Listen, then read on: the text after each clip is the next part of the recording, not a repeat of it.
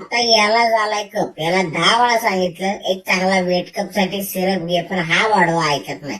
तुम्ही ऐका, जर असाच तुमचा जर वेट कप झाला असेल, छातीत खूप कफ झाला असेल, श्वास घेता येत नसेल, तर म्युकोलायटिक वेट कप सिरप बघायचं, त्याच्यावर म्युकोलायटिक लिहिलं असेल, कफ एक्सपेक्टोरंट लिहिलं असेल, तर असा कफ सिरप तुमच्यासाठी घ्यायचा.